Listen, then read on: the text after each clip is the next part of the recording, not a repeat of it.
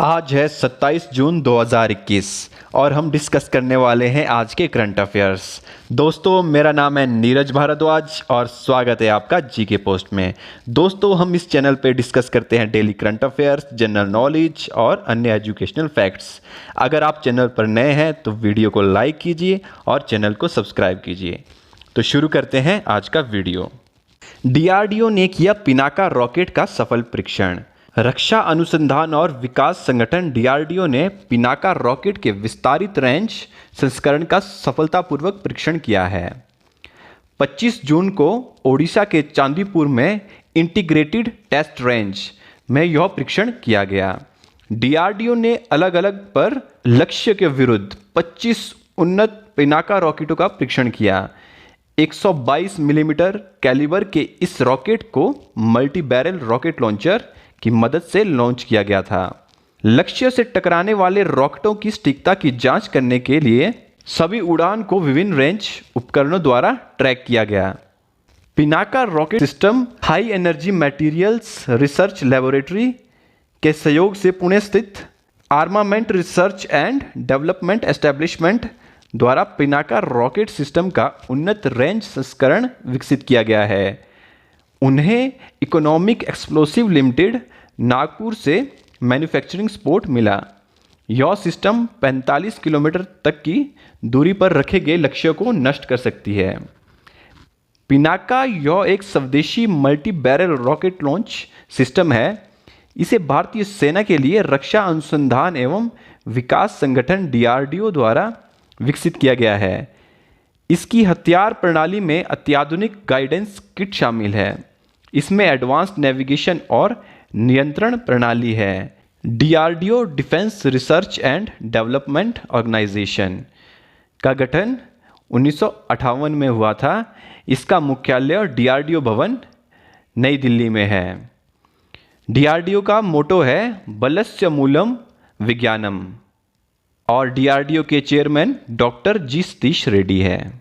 27 जून को अंतर्राष्ट्रीय एमएसएमई दिवस के रूप में मनाया गया। संयुक्त राष्ट्र द्वारा हर साल 27 जून को अंतर्राष्ट्रीय एमएसएमई सूक्ष्म, लघु और मध्यम उद्यम दिवस के रूप में मनाया जाता है।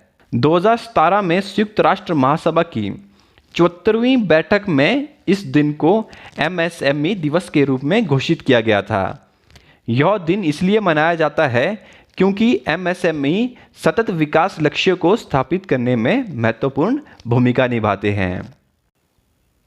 स्मार्ट सिटी अवार्ड्स 2020 में उत्तर प्रदेश शीर्ष पर। स्मार्ट सिटी अवार्ड्स 2020 की घोषणा 25 जून को स्मार्ट सिटीज मिशन के तहत की गई। इंडिया स्मार्ट सिटीज अवार्ड प्रतियोगिता 2020 के तहत उत्तर प्रदेश को शीर्ष प्रदर्शन करने वाले राज्यों के रूप में स्थान दिया गया। मध्य प्रदेश दूसरे और तमिलनाडु तीसरे स्थान पर रहा। चंडीगढ़ को सर्वश्रेष्ठ केंद्र शासित प्रदेश का पुरस्कार दिया गया। ये पुरस्कार सामाजिक पहल, शासन, शहरी पर्यावरण, स्वच्छता, संस्कृति, अर्थव्यवस्था, जल और शहरी गतिशीलता के विषय के तहत दिए गए थे। इजराइल में नई मानव प्रजाति खोजी गई। पुरातत्वविदों के एक अंतर्राष्ट्रीय समूह ने इजराइल में नई मानव प्रजातियों की खोज की है, जिसे मानव विकास के इतिहास में एक महत्वपूर्ण घटक माना जा रहा है। नेशेर रामला नामक स्थान पर खुदाई की गई।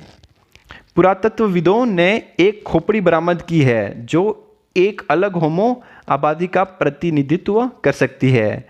यह अनुमान लगाया जाता है कि वे लगभग 4,20,000 से 1,20,000 वर्ष पूर्व रहते थे। उन्होंने एक मैम्बीबल की भी खोज की जो 1,40,000 से 1,20,000 वर्ष पुराना है। विश्लेषण से पता चलता है कि यह जबड़ा उस व्यक्ति का था जो ना तो पूरी तरह से होमो सेपियंस था और ना ही निएंडरथल था। उन्हें एक पार्श्विका हड्डी मिली जिसमें पुरातन लक्षण थे। अन्य होमो सेपियंस में पाए जाने वाले लोगों की तुलना में हड्डी काफ़ी मोटी है। जबड़े और हड्डियां एक साथ पुरातन विशेषताओं के साथ साथ निएंडरथल विशेषताओं को प्रदर्शित करती है, जो प्रारंभिक होमोसेपियंस और बाद में निएंडरथल से अलग हैं। इज़राइल की राजधानी तेल अवीव है और इज़राइल का सबसे बड़ा नगर यरूशलेम है। इज़राइल के राष्ट्रपति रेवेन रिवलिन है। इज़राइल के प्रधानमंत्री नफ्ताली बेनेट है। इज़राइल की मुद्रा इज़राइली शेकेल है।